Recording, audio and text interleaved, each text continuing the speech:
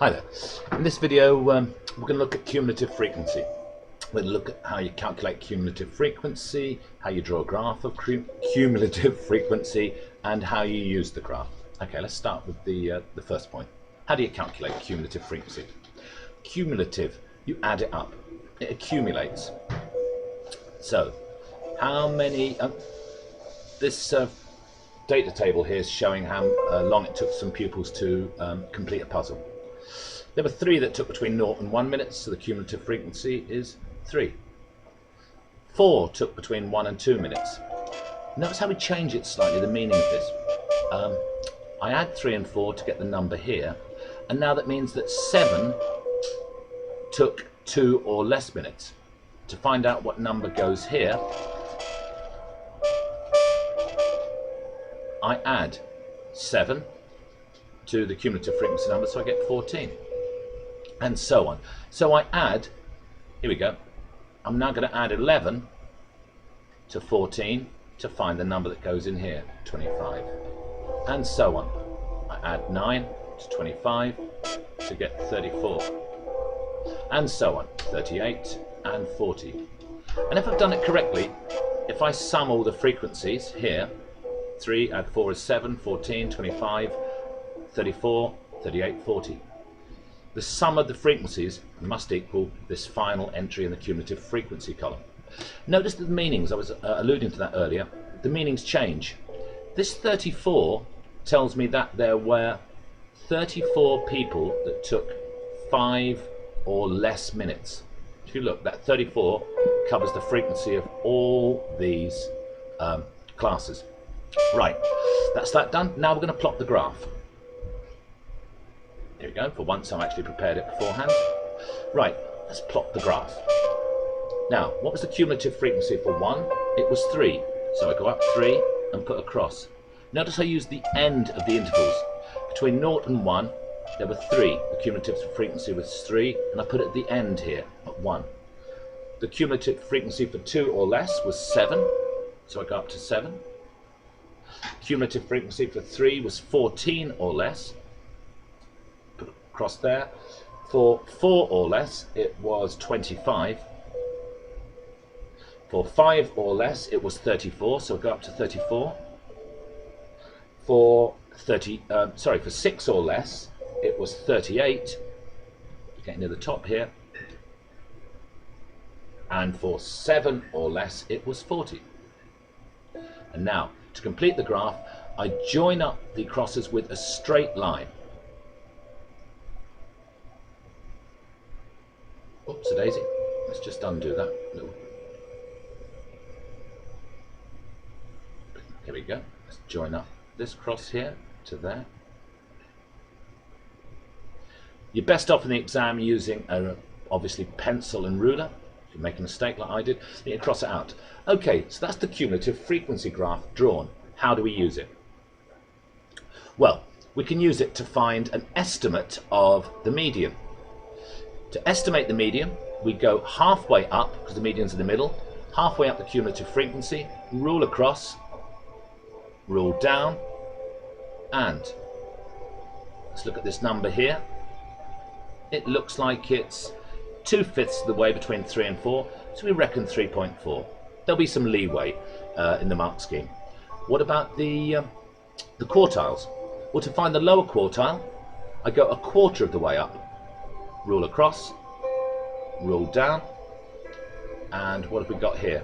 We've got again 2/5 of the way between 2 and 3, so it's going to be 1.4. And finally, the upper quartile, well, you go 3/4 of the way up. It's quite handy here with only 40, it's easy to calculate. 3/4 of 40 is 30.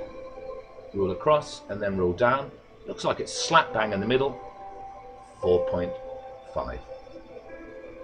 And this one here is known as the upper quartile.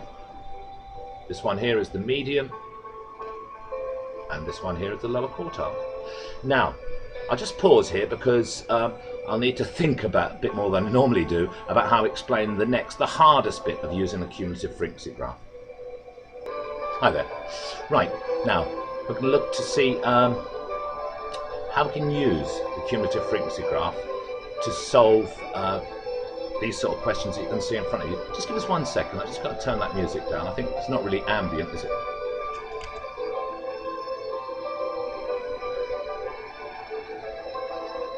These 4 questions we're going to try and use the cumulative frequency graph to answer. How many people solved the puzzle in 3.2 minutes or less? So let's go back to our graph, and it says how many solved it in 3.2 minutes or less. So we go to 3.2. Now that's going to be 1 square away from 3. We read up and then rule across, and on my graph it looks like that number is 16. So 16 took 3.2 minutes or less. Now, slightly harder one, we have to think a bit more. How many, question B, how many took more than 4.5 minutes? So we go to our graph again. 4.5 minutes is here. Now I rule up and then across. Now the number here where the horizontal line meets the cumulative frequency axis says 29, but the question said how many took 4.5 minutes or more. 29 is how many took 4.5 minutes or less, so the answer is the difference between, or how many lie above 29, which is 11. So the answer to question B is 11 took more than 4.5 minutes. Now part C, what percentage took 2.4 minutes or less? So again we go to our graph. It's very similar to question A. Go to 2.4, there it is, rule up, then rule across. Oh, this is a nice straightforward one. It looks like it's 10. Now you won't get any marks for just writing 10 because it said what percentage. Hang on, let me just give myself some room to work here. These are filmed live, you know. So 10 took 2.4 minutes or less. What percentage is that? Well, here's what I do. It's 10 out of 40, so that's it as a fraction. You can times it by 100 if you need to use a calculator, but you'll find it's 25%.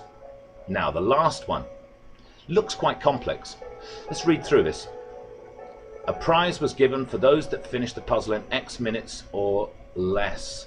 Only 9 gained that prize. What was the time? Well, what we do is, we know that there was only 9 did it. So I go to my cumulative frequency graph, and I go across to up the cumulative frequency axis to 9, rule across, and where does it meet the graph? It meets it here. Rule down, and that looks to me, remember there'll be some leeway here, like 2.2. So the answer is 2.2. 9 completed the prize in 2.2 minutes or less, and they were the 9 that gained a prize. Okay, I hope this has been of some use to you. Straightforward topic, the drawing, the curation of the cumulative frequency table. The graph isn't too difficult, but it's those questions A, B, C and D that many students find difficult. Okay, thanks for listening.